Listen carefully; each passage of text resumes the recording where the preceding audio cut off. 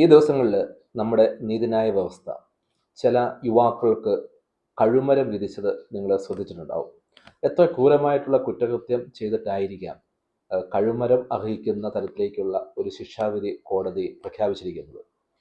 ഇവിടെ നമ്മൾ നോക്കുമ്പോൾ ഇത്തരത്തിലുള്ള വിധികളൊക്കെ കേൾക്കുമ്പോൾ നമ്മുടെ മനസ്സിലേക്ക് വരുന്നത് എന്തുകൊണ്ട് നമ്മുടെ യുവാക്കൾ ഇത്തരത്തിലുള്ള കുറ്റകൃത്യങ്ങളൊക്കെ ചെയ്യുന്നു എന്നുള്ള ചോദ്യമാണ്.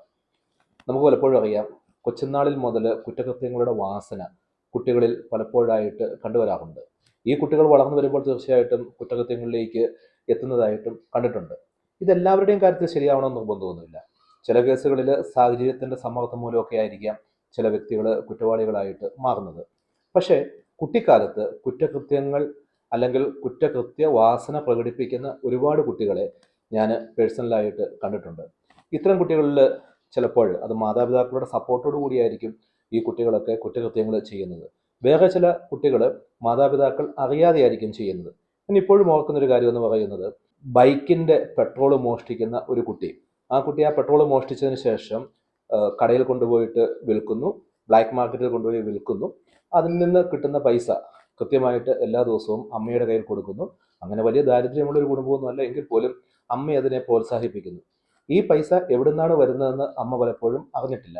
പക്ഷേ അറിഞ്ഞ സമയത്ത് ഈ പൈസ നഷ്ടമാക്കാൻ അമ്മയ്ക്ക് മനസ്സിലാത്തതിൻ്റെ പേരിൽ കൊച്ചിനെ കറക്റ്റ് ചെയ്യാതെ വരുന്ന അവസ്ഥ.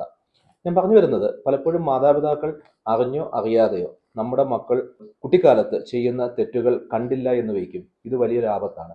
പലപ്പോഴും മാതാപിതാക്കളെ ക്രൂരമായിട്ട് വിമർശിക്കുന്ന, മാതാപിതാക്കളെ ഉപദ്രവിക്കുന്ന, സഹോദരങ്ങളെ ക്രൂരമായിട്ട് ഉപദ്രവിക്കുന്ന, നുണ പറയുന്ന, അങ്ങനെ നോക്കിയാൽ അത് ബിഹേവിയറലായിട്ടുള്ള ഡിസോർഡേഴ്സ് ആയിരിക്കാം, അതല്ലെങ്കിൽ ക്യാരക്ടർ ഡിസോർഡേഴ്സ് ആയിരിക്കാം. അങ്ങനെ ഒത്തിരി പ്രശ്നങ്ങൾ കുട്ടികൾ കാണിക്കും.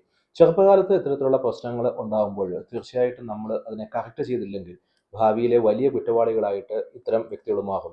ഇവർ പലതരത്തിലുള്ള കുറ്റകൃത്യങ്ങൾ ചെയ്യും. അതിൽ ഏറ്റവും ദാരുണമായിട്ടുള്ള കൊലപാതകം പോലെയുള്ള കുറ്റകൃത്യങ്ങളും, അത് ദാരുണമായിട്ടുള്ള രീതിയിൽ മറ്റൊരാളെ കൊല്ലുന്നതിന് വേണ്ടിയിട്ട് ഇവർക്ക് യാതൊരു മടിയും ഉണ്ടാവില്ല.